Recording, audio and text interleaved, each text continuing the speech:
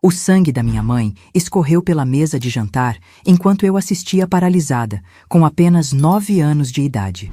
Naquela noite, aprendi que os verdadeiros monstros não têm garras nem dentes afiados. Eles têm o mesmo sobrenome que o seu. Me chamo Jurema Aparecida Oliveira, hoje com 76 anos. Meus cabelos brancos e minhas mãos enrugadas escondem uma história que poucos conhecem nesta pequena cidade de Ribeirão das Almas, no interior de Minas Gerais. Os mais jovens me veem apenas como a doceira da praça, aquela senhora simpática que vende pé de moleque e doce de leite nas manhãs de domingo, sempre com um sorriso no rosto e uma palavra amiga. Se olharem bem para mim, vão notar que sorrio com os lábios, mas meus olhos guardam uma tristeza antiga. São marcas de uma vida que começou sendo destruída, mas que aos poucos, com muito sofrimento, consegui reconstruir. Contar essa história mexe com tudo dentro de mim. Por isso queria pedir a vocês que deixem seu apoio nos comentários, me contem de onde estão assistindo esse vídeo. Curta também, para eu sentir que não estou sozinha compartilhando esse fardo. É importante para mim saber que alguém está me ouvindo depois de tanto silêncio. Nossa casa ficava afastada da cidade, uns 3 quilômetros pela estrada de terra que virava lama na época das chuvas. Era uma casa simples, de tijolo à vista, com um telhado que gotejava nos cantos durante as tempestades fortes. Tínhamos um quintal grande com pés de goiaba e manga, galinhas ciscando pelo terreiro e um cachorro vira-lata chamado Totó, que latia para tudo que se mexia. Éramos uma família como tantas outras por ali. Meu pai Geraldo, minha mãe Conceição, eu e meu irmão Toninho, 2 anos mais novo que eu. Papai trabalhava numa serraria e voltava para casa cheirando a madeira e suor. Mamãe cuidava de tudo, da casa, das crianças, da horta nos fundos, das roupas que lavava para fora para aumentar a renda da família. Eram mãos que nunca paravam, sempre ásperas de tanto trabalho, mas que à noite ainda tinham delicadeza para fazer cafuné na minha cabeça até eu dormir. As coisas começaram a mudar quando eu tinha uns 7 anos. Papai começou a reclamar de dores de cabeça que não passavam com nada. Dizia que era como se tivesse um martelo batendo dentro da cabeça, dia e noite sem parar. Foi ficando irritado. Qualquer barulho era motivo para gritar com todos nós. A mamãe tentava acalmar ele. Dizia que precisava ir ao médico na cidade, mas ele teimava que não, que era só cansaço que ia passar. Não passou. As dores pioraram e com elas veio algo que até hoje me dá arrepios ao lembrar. Papai começou a ter o que mamãe chamava de crises. De repente, do nada, ele começava a tremer todo, os olhos reviravam e ele falava coisas sem sentido. Às vezes ficava violento, quebrava pratos, cadeiras, batia nas paredes até os nós dos dedos sangrarem. É epilepsia, disse uma vez a dona Zica, nossa vizinha mais próxima, que morava a uns 500 metros. Meu primo tinha isso, precisa de remédio controlado. Mamãe convenceu papai a ir ao posto de saúde depois de uma crise particularmente feia, quando ele quase botou fogo na casa porque achava que tinha bichos andando nas paredes. O médico receitou uns remédios, mas eram caros, difíceis de encontrar, e papai raramente tomava direito. Dizia que deixavam ele lerdo, que não conseguia trabalhar direito com aquilo. Lembro da mamãe escondendo os remédios no café, tentando enganar ele, mas papai percebia e ficava furioso. "Tá querendo me envenenar, mulher?" gritava, virando a mesa, derrubando tudo no chão. Toninho e eu corríamos para debaixo da cama, abraçados, tremendo de medo. As crises foram piorando. Papai começou a ver e ouvir coisas que não existiam. Conversava com pessoas que não estavam lá, discutia com vozes dentro da própria cabeça. Tinha dias que não reconhecia nenhum de nós, chamava mamãe de outros nomes, dizia que eu e Toninho éramos filhos do diabo, que tinham entrado na casa dele. Mamãe tentava proteger a gente como podia. Quando percebia que uma crise estava vindo, mandava a gente para a casa da dona Zica ou nos escondia no quartinho dos fundos, onde guardávamos as ferramentas e mantimentos. "Fica quietinha aí com seu irmão", ela sussurrava. "Não faz barulho, não importa o que ouvir." E a gente ouvia coisas terríveis, gritos, objetos quebrando, o choro abafado da mamãe, as acusações sem sentido do papai. Às vezes ele dizia que ela tinha outros homens, que estava tentando roubar o dinheiro dele, que queria matá-lo enquanto dormia. Num desses dias, quando voltamos para casa depois de uma crise, encontrei mamãe sentada na soleira da porta dos fundos, o olho roxo, o lábio partido. Ela tentou esconder com a mão, sorriu fraco quando me viu. Não foi nada, Jurema. Tropecei e bati na quina da mesa. Eu sabia que era mentira, mas fingi acreditar porque era mais fácil assim. A situação foi piorando a cada mês. Papai perdeu o emprego na serraria depois de ter uma crise violenta lá e ameaçar um colega com um formão. Começou a beber mais, misturando cachaça com os remédios quando os tomava, o que só deixava tudo pior. O dinheiro ficou curto, dependíamos cada vez mais do que mamãe ganhava lavando roupa e do que conseguíamos da nossa hortinha. "Por que a gente não vai embora, mãe?" Perguntei uma noite, depois que papai finalmente tinha caído no sono depois de quebrar metade dos pratos da cozinha. Estávamos limpando a bagunça, tentando fazer o mínimo de barulho possível. "Para onde, minha filha?" Ela respondeu, os olhos cansados, mais velhos do que seus 32 anos. "Não tenho família viva, nem dinheiro guardado. E seu pai? Ele não é mau, Jurema. É a doença. Em algum lugar dentro daquela cabeça confusa ainda está o homem que eu amei, o pai de vocês." Eu queria acreditar nela. Queria mesmo. Às vezes, em dias bons, quando as dores davam trégua e ele tomava os remédios direito, vislumbrávamos o papai de antes. Ele sentava no banco de madeira do quintal, chamava a gente para ver o pôr do sol, contava histórias da sua infância, assobiava aquelas modas antigas enquanto consertava alguma coisa na casa. Nesses momentos, mamãe olhava para ele com tanto amor que doía, como se quisesse segurar aqueles instantes para sempre. Mas os dias bons foram ficando cada vez mais raros, até quase desaparecerem por completo. As crises agora eram quase diárias, e nos intervalos entre elas, papai estava constantemente desconfiado, irritado, paranoico. Foi numa quarta-feira à noite. Nunca vou esquecer. Chovia forte lá fora, daquelas chuvas de verão que parecem querer arrancar o telhado. O barulho das gotas batendo nas telhas de zinco era ensurdecedor.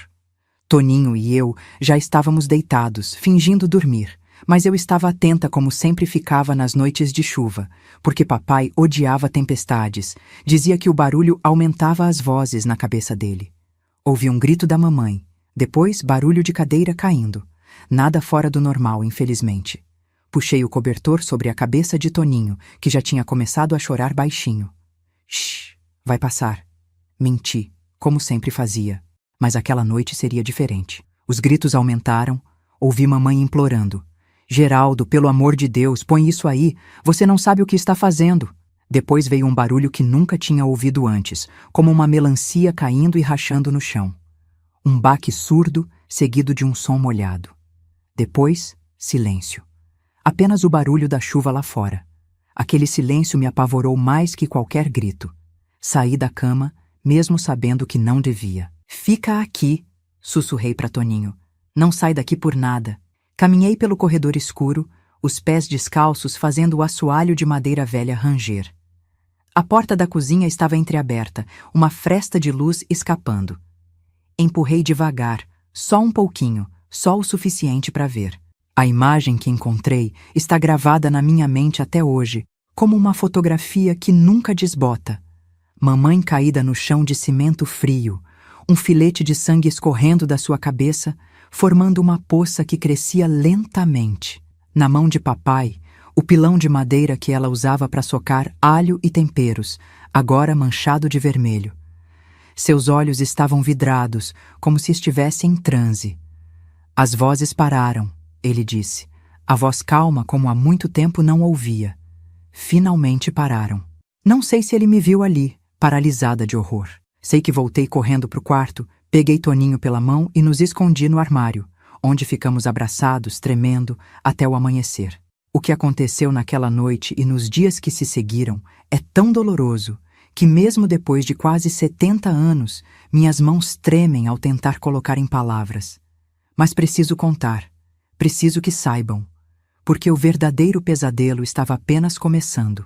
Quando o sol nasceu naquela quinta-feira, Eu ainda estava no armário, segurando Toninho, que tinha conseguido adormecer entre soluços. Meu corpo todo doía de ficar encolhida. Mas o que doía mais era o silêncio que tomava conta da casa. Um silêncio pesado, como se o mundo tivesse parado de respirar junto com a mamãe. Ouvi passos pelo corredor, a porta do nosso quarto se abrindo. Jurema? Toninho? A voz do papai soava normal, quase igual àquela que eu conhecia antes da doença tomar conta dele.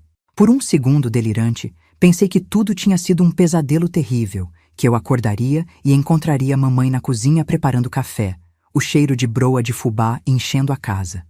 Mas não foi isso que aconteceu. Papai nos encontrou no armário. Seus olhos estavam diferentes, nem vidrados como durante as crises, nem raivosos como ficavam depois. Estavam vazios, como poços secos onde não se vê o fundo. Venham, ele disse com uma calma assustadora. Precisamos arrumar as coisas. Arrumar as coisas. Como se pudesse consertar o que tinha acontecido, como se pudesse colar os pedaços da nossa família despedaçada. Quando saímos do quarto, vi que ele já tinha embrulhado o corpo da mamãe num lençol. Havia manchas escuras no piso da cozinha que ele tinha tentado limpar. O cheiro de sangue misturado com água sanitária me deixou enjoada. Seu pai tá doente, mas vai cuidar de vocês, ele disse, falando de si mesmo na terceira pessoa, como se fosse outra pessoa. Talvez na cabeça dele fosse mesmo. Não vamos contar pra ninguém o que aconteceu. Foi um acidente. Ela escorregou. Vocês entenderam? Toninho começou a chorar de novo, baixinho. Papai agarrou os braços dele com força. Entendeu, menino? Ela escorregou. Assenti rápido, puxando Toninho para perto de mim. Sim, papai. A gente entendeu. Naquela manhã, enquanto a chuva ainda caía lá fora, papai cavou um buraco no fundo do quintal, atrás do galinheiro. Enterrou mamãe ali, sem caixão, sem padre, sem nada além do lençol manchado de sangue. Nós observamos da janela do quarto, sem conseguir chorar, como se nossas lágrimas tivessem secado de tanto medo. Nos dias que se seguiram, papai disse para os vizinhos que mamãe tinha ido visitar uma prima doente em Juiz de Fora. Ninguém questionou muito. As pessoas evitavam nossa casa por causa das esquisitices do papai. Dona Zica até ofereceu para ajudar com a gente enquanto mamãe estivesse fora, mas papai recusou, dizendo que dava conta. A vida seguiu numa estranha normalidade assustadora. Papai mandava a gente para a escola, fazia comida. Ruim, muito ruim, nada como a da mamãe. Lavava nossas roupas de qualquer jeito. Às vezes parecia quase normal, como se tivesse melhorado da doença. Falava pouco, mas não tinha crises violentas. Depois entendi que ele tinha parado de tomar os remédios por completo, mas também tinha parado de beber. Era como se vivesse em outro mundo, um mundo onde nada daquilo tinha acontecido. A noite era pior. Eu deitava com Toninho na nossa cama, abraçados como sempre, mas agora sem o consolo de saber que mamãe estava no quarto ao lado. Em vez disso, sabíamos que ela estava no fundo do quintal, debaixo da terra úmida, sozinha na escuridão. Foi numa dessas noites, talvez 2 semanas depois, que ouvi a porta do nosso quarto se abrir devagar. Não era raro papai vir verificar se estávamos dormindo, então fingi que estava, como sempre fazia. Mas dessa vez foi diferente. Senti o colchão afundar com o peso dele sentando na beirada da cama. Tão parecida com ela. Ele sussurrou, passando a mão no meu cabelo. O mesmo cabelo, os mesmos olhos. Mantive os olhos fechados, respirando devagar, rezando para ele ir embora logo. Mas a mão continuou, descendo pelo meu rosto, pelo meu pescoço, por lugares que nenhum pai deveria tocar em sua filha. Naquela noite, algo em mim se quebrou para sempre. Algo que nem todo o tempo do mundo conseguiu consertar completamente. Aprendi uma lição que nenhuma criança deveria aprender. Às vezes, o monstro não só mora na sua casa, ele é o seu próprio sangue. As noites se tornaram um pesadelo que se repetia. Eu tentava trancar a porta, mas ele arrancava a fechadura. Tentava ficar acordada, mas o cansaço vencia. Tentava gritar, mas ele tapava minha boca com as mãos que cheiravam a terra e suor. E durante o dia, ele agia como se nada tivesse acontecido, como se fôssemos uma família normal, apenas sem a mãe. Toninho percebia que algo estava errado, mas era pequeno demais para entender. Ele só sabia que a irmã que sempre o protegera agora chorava escondida e tremia quando o pai se aproximava. Comecei a mandar ele dormir na casa da dona Zica sempre que podia, inventando desculpas. Pelo menos ele estaria seguro. Na escola, minhas notas despencaram. A professora chamou papai para conversar, preocupada com minha mudança repentina. Ela estava sempre sorrindo. Agora não fala com ninguém. Aconteceu alguma coisa, seu Geraldo? É a falta da mãe, ele respondeu, o rosto composto numa máscara perfeita de pai preocupado. Estamos todos sentindo muito. A prima dela está muito doente. Vai demorar para voltar. A professora acreditou? Claro. Quem suspeitaria daquele homem de aparência respeitável, viúvo, embora ninguém soubesse, cuidando sozinho dos filhos? Tentei contar uma vez para a dona Zica. Meu pai faz coisas comigo à noite, consegui dizer, a voz quase sumindo. Coisas que não devia. Ela me olhou com pena, mas também com desconfiança. Menina, não inventa história. Seu pai tá doente, faz coisas sem querer às vezes, mas não é disso que você tá falando. Isso é coisa que você viu em algum lugar e tá confundindo. Depois disso, não tentei mais. Quem acreditaria numa menina de 9 anos contra a palavra de um adulto? Os meses se arrastaram, cada dia parecendo uma eternidade. Comecei a perder peso, a ter pesadelos terríveis, a pular de medo quando alguém me tocava. Mas ninguém percebeu. Ou se percebeu, preferiu não ver. Numa das noites mais escuras da minha vida, quando o cheiro de cachaça voltou a exalar do hálito do papai, quando suas mãos estavam mais brutas que o normal, tomei uma decisão. Não podia continuar vivendo assim. Não podia deixar que aquilo acontecesse também com o Toninho quando crescesse um pouco mais. Não podia permitir que aquele homem, que um dia chamei de pai, destruísse o que restava da nossa família. Naquela madrugada, enquanto ele finalmente dormia, o ronco alto enchendo a casa, levantei-me silenciosamente. Minha decisão estava tomada. Se ninguém me ajudaria, eu teria que ajudar a mim mesma. No armário da cozinha, bem no fundo, estava o vidro de veneno que papai usava para matar ratos. Tinha um desenho de uma caveira na frente, para avisar do perigo. Mamãe sempre guardava longe do nosso alcance, com medo que a gente mexesse por acidente. Segurei o vidro nas mãos pequenas e trêmulas, sentindo o peso do que estava prestes a fazer. Tinha 9 anos, mas já não era mais criança. A infância tinha ficado para trás naquela noite de chuva, quando o sangue da mamãe manchou o chão da cozinha. O plano era simples. Papai tomava café preto toda manhã, forte e com muito açúcar. O gosto amargo do veneno se disfarçaria ali. Bastava uma quantidade suficiente e tudo acabaria. Eu e Toninho correríamos para a cidade. Diríamos que ele teve uma de suas crises, que caiu sozinho.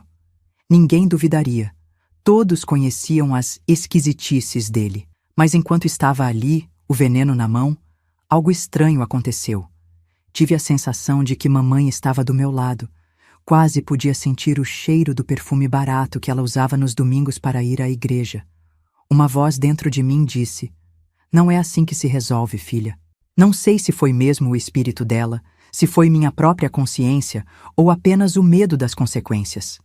Sei que coloquei o veneno de volta no armário e voltei para o quarto, chorando silenciosamente. Mas aquela noite não foi em vão. Mesmo não tendo coragem de seguir com o plano mais drástico, algo despertou dentro de mim.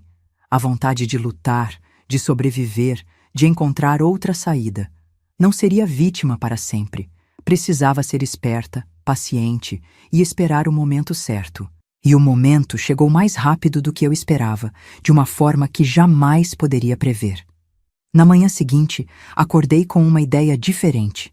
Não precisava de veneno. Bastava a verdade que estava enterrada no nosso quintal. Naquela manhã, me levantei diferente. Havia uma clareza dentro de mim que não sentia há meses. Enquanto preparava o café, olhando pela janela da cozinha para o local onde mamãe estava enterrada, decidi que a verdade seria minha arma. Não podia usar veneno, isso faria de mim igual a ele. Mas podia usar a verdade enterrada no quintal.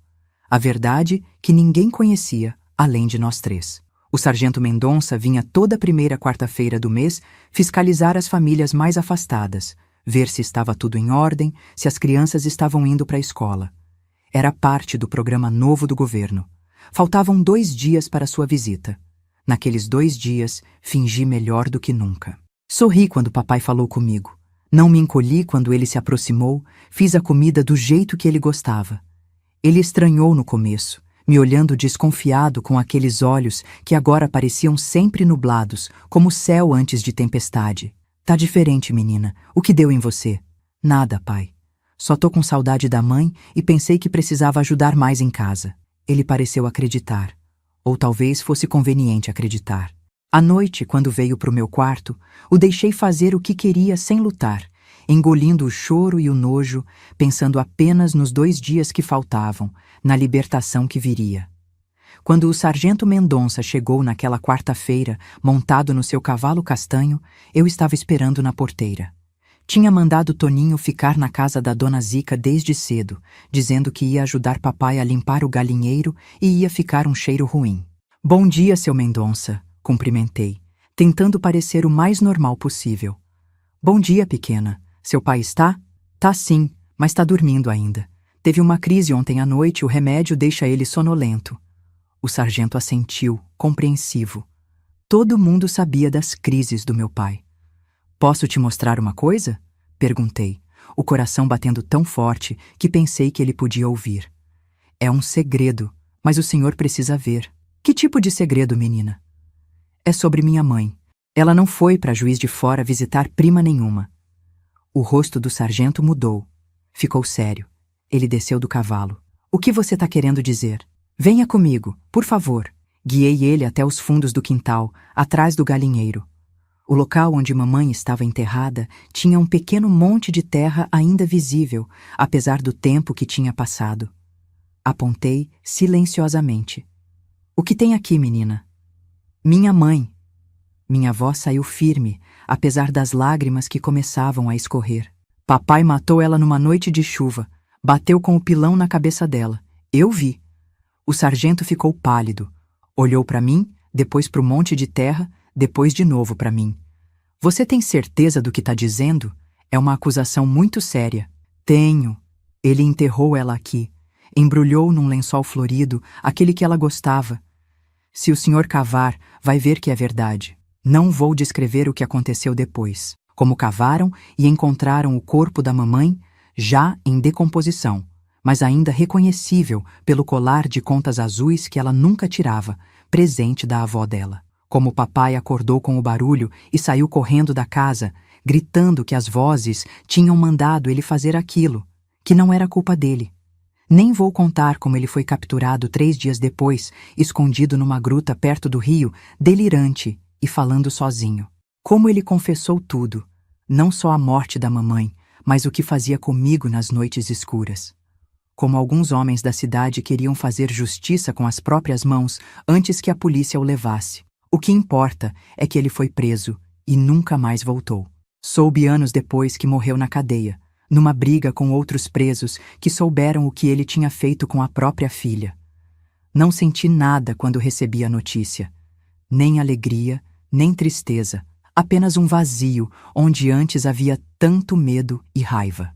Eu e Toninho fomos morar com a tia Clotilde, irmã do pai que nem sabíamos que existia. Ela morava em Belo Horizonte, era solteira, trabalhava como enfermeira num hospital grande. Nunca tinha querido filhos, mas nos recebeu de braços abertos, como se tivesse esperado a vida toda por nós. Sangue é sangue, ela disse quando chegamos, 2 crianças assustadas, de mãos dadas, com uma trouxinha de roupas cada um. Vocês são da família. Tia Clotilde era diferente de qualquer pessoa que já tínhamos conhecido. Usava calças compridas em vez de vestidos, dirigia o próprio carro, trabalhava fora de casa e não tinha medo de falar o que pensava. No interior, as mulheres cochichavam que era moderna demais, que isso explicava por que não tinha arranjado marido. Mas para mim, ela era exatamente o que precisávamos. Nos primeiros meses, tive pesadelos quase todas as noites. Acordava gritando, suando frio, as imagens do sangue da mamãe e das mãos do papai me perseguindo no escuro. Tia Clotilde nunca se impacientou. Vinha para o meu quarto, acendia a luz, Tínhamos luz elétrica na cidade grande. Sentava na beirada da cama e ficava comigo até eu me acalmar. O que aconteceu com você foi terrível, Jurema, ela dizia, sem rodeios. Mas não define quem você é. Você vai além disso. Um dia, essa dor vai ser só uma cicatriz, não mais uma ferida aberta. No começo, não acreditei nela. Como poderia superar algo tão horrível? Como poderia seguir a vida normal depois de ter visto e vivido o que vivi? Mas a tia Clotilde era persistente. Me matriculou numa escola boa, arranjou uma psicóloga para me atender, coisa que nunca tinha ouvido falar no interior, me incentivou a fazer outras coisas além de estudar, natação, piano, pintura.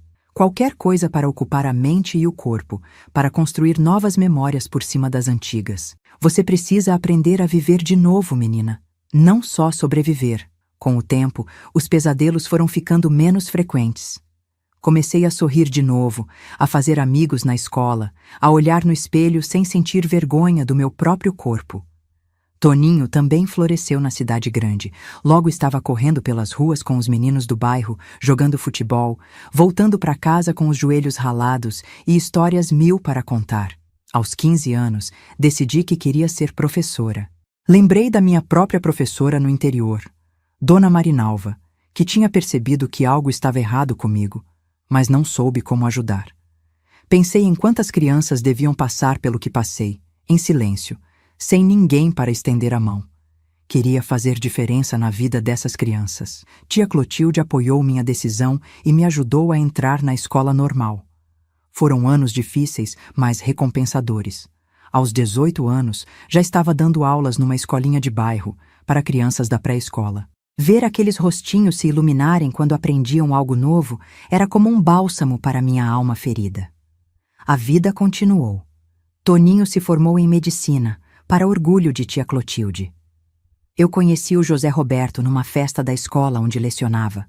Ele era pai de um dos meus alunos, viúvo recente, com um menino de 5 anos para criar sozinho. Começamos a conversar sobre os desafios de educar crianças, depois sobre música, literatura, e quando percebi, estávamos namorando. Foi difícil para mim. Mesmo depois de tantos anos, o toque de um homem ainda despertava memórias que eu preferia esquecer. José Roberto percebeu meu desconforto e foi paciente, respeitoso. Quando finalmente contei a ele sobre meu passado, chorou comigo, segurando minhas mãos com delicadeza. Nada disso importa para mim, ele disse. O que importa é quem você é hoje, Jurema. E você é a mulher mais forte e gentil que já conheci. Nos casamos num domingo de primavera de 1970. Eu tinha 24 anos e sentia como se estivesse realmente começando a viver pela primeira vez. José Roberto, seu filho Marquinhos e eu formamos uma família que eu nunca imaginei que poderia ter. 3 anos depois, tivemos nossa filha, Clara, uma menininha de cabelos cacheados e sorriso fácil que se tornou o centro do nosso mundo. Ao segurar minha filha recém-nascida nos braços, prometi a ela o que ninguém tinha conseguido me prometer: que estaria sempre segura, que seria sempre amada, que nenhum monstro jamais a alcançaria enquanto eu vivesse. A vingança que planejei quando criança, usando a verdade como arma contra meu pai, não foi o fim da minha história. Foi apenas o começo de uma jornada longa de cura, reconstrução e, finalmente, de uma vida plena que ninguém poderia ter previsto para aquela menina assustada do interior de Minas. Às vezes, quando fecho os olhos, ainda vejo o sangue da mamãe escorrendo pelo piso da cozinha. Ainda sinto o peso do papai sentando na beirada da minha cama. Mas essas memórias não têm mais o poder que tinham antes. São fantasmas de um passado que não pode mais me machucar. A verdadeira justiça não foi a prisão ou morte do meu pai. Foi eu ter conseguido viver, amar, construir uma família saudável, quebrar o ciclo de violência que poderia ter me consumido. Foi descobrir que mesmo nas cinzas da pior tragédia, podem nascer flores.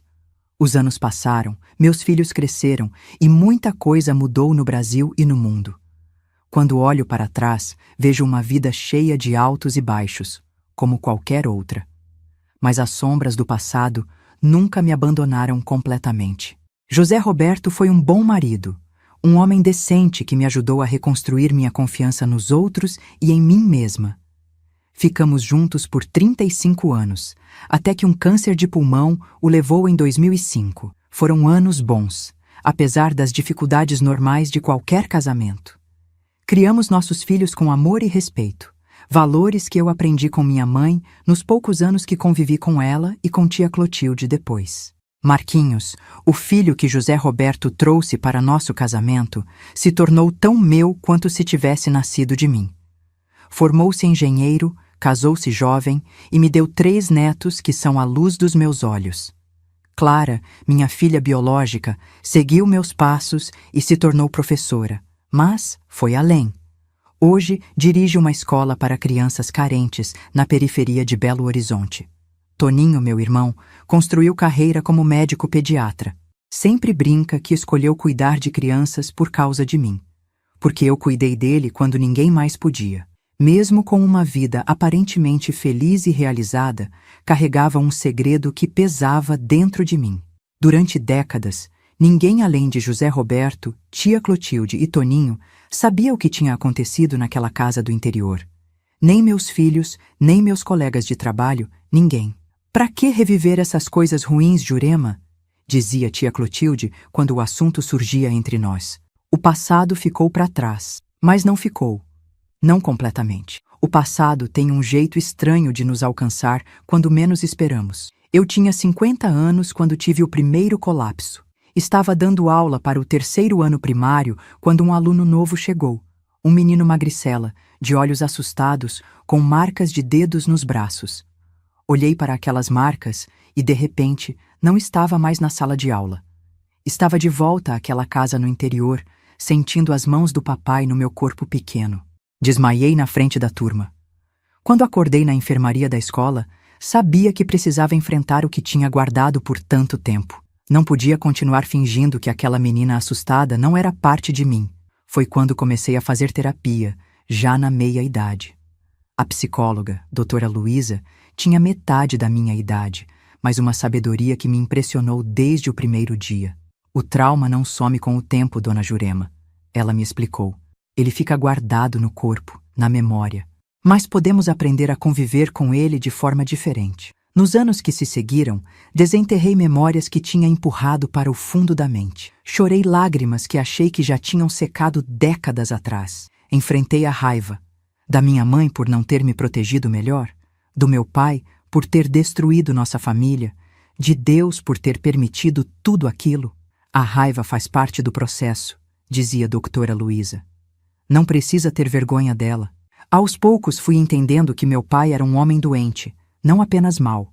Que minha mãe tinha feito o melhor que pôde com as ferramentas que tinha. Que eu mesma, uma criança de 9 anos, não poderia ter feito diferente. O perdão não veio fácil, nem de uma vez. Veio aos pouquinhos, como gotas de chuva que vão enchendo um balde. Primeiro perdoei minha mãe, depois a mim mesma. Meu pai foi o mais difícil. Às vezes acho que ainda estou no processo. Aos 60 anos, tomei uma decisão que mudaria novamente o rumo da minha vida. Resolvi contar minha história para meus filhos. Clara chorou quando contei. Marquinhos ficou em silêncio, os olhos fixos num ponto distante, como se tentasse processar o que estava ouvindo. Depois me abraçaram de um jeito que nunca tinham feito antes, não como filhos abraçando a mãe, mas como adultos tentando proteger alguém que amam. Por que nunca nos contou antes? Perguntou Clara, enxugando as lágrimas. Queria proteger vocês, respondi com sinceridade. Queria que crescessem sem o peso dessa história. E talvez também tivesse vergonha, medo do julgamento. Vergonha de quê, mãe? Marquinhos parecia genuinamente surpreso. A senhora foi uma vítima, uma sobrevivente. Aquela palavra, sobrevivente, ecoou em mim por dias. Nunca tinha pensado em mim mesma assim. Sempre fui a vítima, a coitada, a que carregava cicatrizes invisíveis. Mas sobrevivente? Isso soava como algo positivo, algo forte. Depois dessa conversa, algo mudou dentro de mim. Comecei a falar mais abertamente sobre minha experiência. Não para qualquer um, claro, mas para pessoas que poderiam se beneficiar de ouvir que é possível reconstruir uma vida depois de tanto sofrimento. Participei de grupos de apoio para mulheres vítimas de violência. Dei palestras em escolas sobre sinais de abuso infantil. Tornei-me voluntária numa casa de acolhimento para crianças resgatadas de lares violentos. A cada história que contava, a cada mão que apertava, o peso que carregava parecia diminuir um pouco. Não porque estivesse esquecendo, mas porque estava dando um novo significado àquelas memórias dolorosas. Elas não eram mais apenas a história da menina que sofreu, eram a história da mulher que sobreviveu e decidiu ajudar outras a sobreviverem também.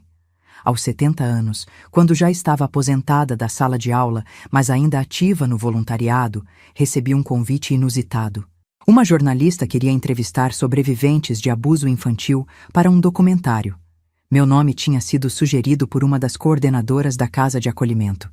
Meu primeiro impulso foi recusar. Era uma coisa expor minha história em pequenos grupos.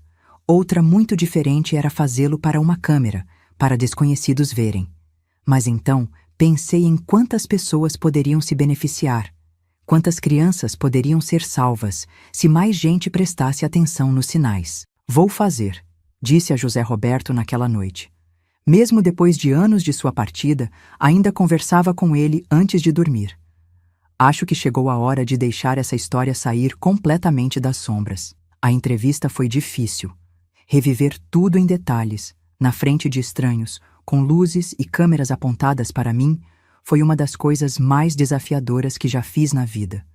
Mas quando terminei, senti um alívio tão grande que quase flutuei da cadeira.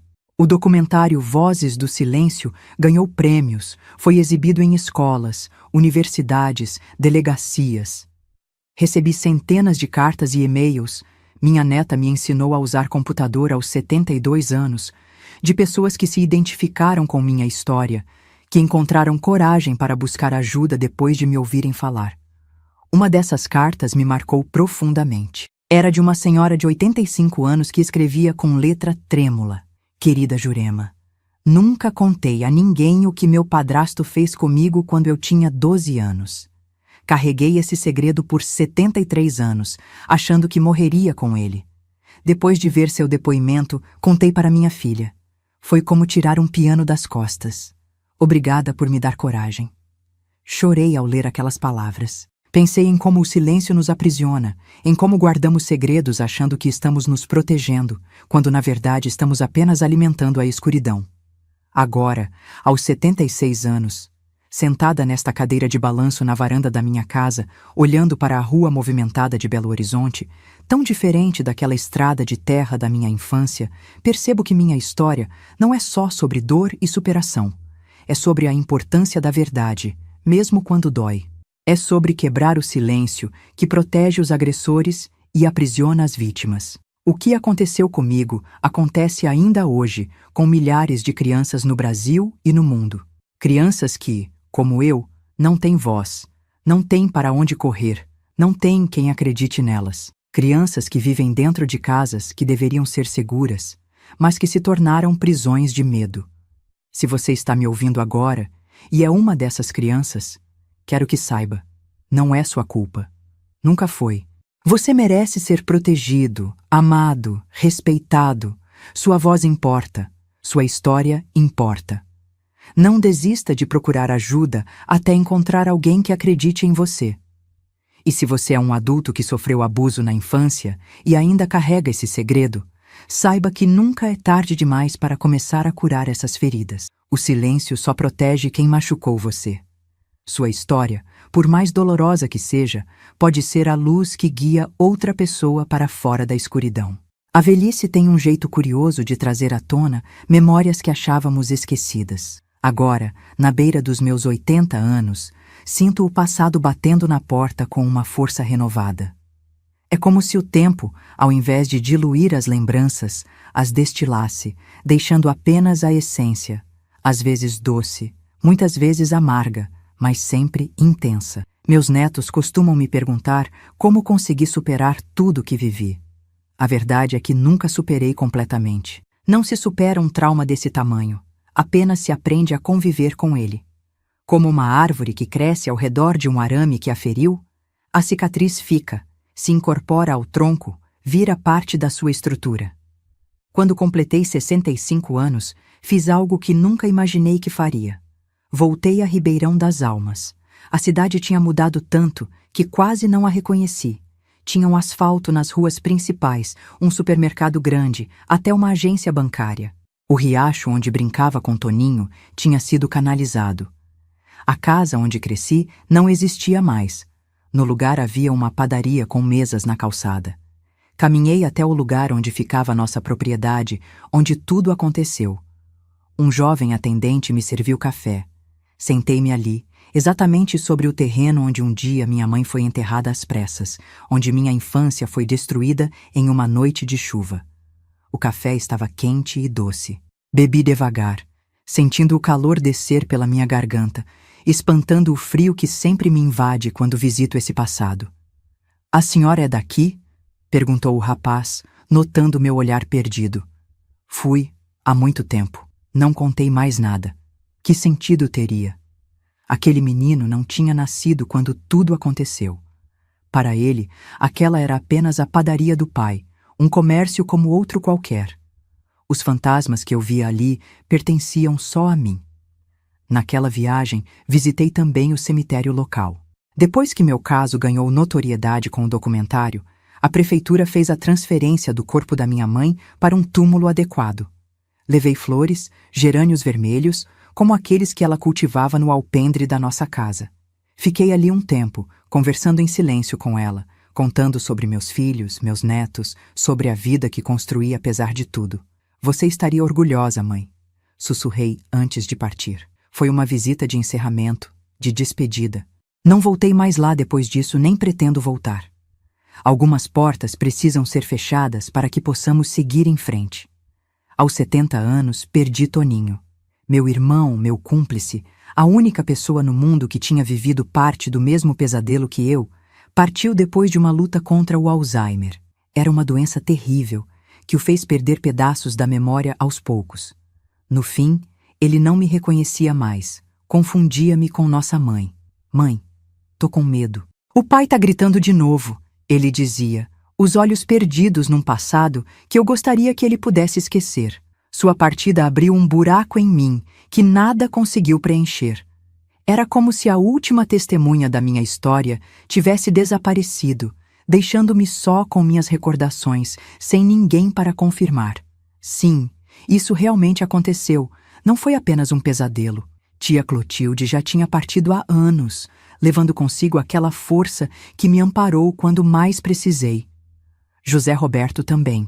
As pessoas que nos seguraram quando estávamos caindo vão embarcando em suas próprias viagens, deixando-nos para trás com a tarefa de continuar vivendo, de passar adiante o que aprendemos. Foi depois da morte de Toninho que comecei a escrever minhas memórias. Não para publicar, apenas para não deixar que essa história morresse comigo. Para que meus netos e bisnetos, quando eu já não estiver aqui, possam entender melhor quem foi sua avó, de onde veio a força que todos dizem ver em mim. Escrever foi terapêutico. Cada palavra colocada no papel era como uma pequena laje assentada sobre um túmulo, selando finalmente um passado que por tanto tempo ficou aberto, exposto, sangrando. Quando terminei o manuscrito, dei uma cópia para cada um dos meus filhos. Clara chorou ao receber o seu. Marquinhos segurou o envelope contra o peito por um longo tempo antes de conseguir falar. "Obrigado por confiar isso a nós, mãe", ele disse. "Vamos guardar com todo o respeito." Em 2020, quando a pandemia chegou, trazendo medo e isolamento, descobri que minhas experiências de vida tinham me preparado de alguma forma para enfrentar crises. Enquanto muitos entravam em desespero com o confinamento, eu encontrava força na memória de outros isolamentos, outras prisões que já tinha superado. Dei suporte aos meus netos por videochamadas, mais uma tecnologia que tive que aprender. Contei histórias para os bisnetos pequenos. Organizei um grupo de oração online com amigas da igreja. De alguma forma, minha idade, que muitos veriam como fator de vulnerabilidade, se tornou minha maior força. Já tinha visto tanto, sobrevivido a tanto, que uma pandemia, embora assustadora, não iria me derrubar. "Vovó é indestrutível", brincou meu neto Pedro, numa das chamadas. "Não é bem assim", pensei comigo mesma. "Não sou indestrutível. Fui destruída várias vezes ao longo da vida, mas aprendi a me reconstruir, pedaço por pedaço, cada vez mais forte nas rachaduras. Há pouco tempo, Clara me convidou para falar com as professoras da escola que ela dirige. Era um treinamento sobre identificação de sinais de abuso infantil. Hesitei no começo. Já estou velha demais para essas coisas, pensei. Mas acabei aceitando. Sentada diante daquelas mulheres jovens, cheias de energia e esperança, contei mais uma vez minha história. Falei da chuva forte naquela noite, do som que o pilão fez ao atingir a cabeça da minha mãe, das mãos do meu pai violando minha inocência, da decisão de usar a verdade como arma contra ele. Falei também da reconstrução, da terapia, do perdão difícil e incompleto. Quando terminei, uma jovem professora levantou a mão. Tinha lágrimas nos olhos. Como a senhora conseguiu não se tornar uma pessoa amarga depois de tudo isso? A pergunta me pegou desprevenida. Nunca tinha pensado muito sobre isso. Depois de alguns segundos de reflexão, respondi: acho que foi uma escolha diária. Cada manhã ao acordar, eu tinha que decidir: vou deixar que o que aconteceu comigo defina quem sou hoje ou vou usar isso como força para construir algo diferente? Nem sempre foi fácil escolher o caminho mais difícil. Houve dias em que o amargor parecia a única opção possível. Mas em algum momento percebi que se escolhesse o ódio e a amargura, meu pai continuaria me destruindo, mesmo depois de morto. E eu não podia permitir isso. Envelhecer é encarar a finitude com mais clareza a cada dia. Aos 76 anos, sei que tenho mais passado do que futuro pela frente. Mas isso não me assusta tanto quanto deveria. Vivi o suficiente, amei o suficiente, sofri mais do que o suficiente. Estou pronta para o que vier depois, seja o que for. Olho para trás e vejo uma longa estrada sinuosa. Algumas partes foram tão escuras que mal conseguia enxergar um palmo à frente. Outras foram iluminadas por um tipo de alegria que só quem conheceu a dor profunda consegue realmente apreciar. Foi uma vida cheia, completa, com suas dores e belezas. Se pudesse dar um conselho para aquela menina de 9 anos, assustada, escondida num armário enquanto seu mundo desmoronava, diria apenas: aguente firme, pequena. A estrada será longa e difícil, mas você vai conseguir. Um dia, você será uma velha senhora sentada numa varanda, olhando o pôr do sol, cercada por pessoas que te amam. Um dia, você vai contar sua história e ajudar outros a sobreviverem às suas próprias tempestades. E nesse dia, você vai entender que, de alguma forma misteriosa que não conseguimos compreender completamente, nada foi em vão. Se minha história tocou seu coração de alguma maneira, peço que compartilhe com outros que possam precisar ouvir esta mensagem de esperança. Clique no botão de curtir para que mais pessoas possam conhecer este relato e talvez encontrar coragem para suas próprias batalhas. Se inscreva no canal para acompanhar outros relatos verdadeiros de superação e fé que publicamos diariamente. E não se esqueça de entrar no nosso grupo do WhatsApp pelo link que está na descrição do vídeo. Lá compartilhamos diariamente histórias reais antes de estarem aqui no canal, além de palavras de fé e esperança para começar bem o dia. É uma comunidade acolhedora onde você pode encontrar apoio e amizade. Porque no final das contas é isso que nos salva. Saber que não estamos sozinhos em nossas lutas, que outros caminharam por vales semelhantes e encontraram seu caminho de volta à luz. Que Deus esteja com você hoje e sempre.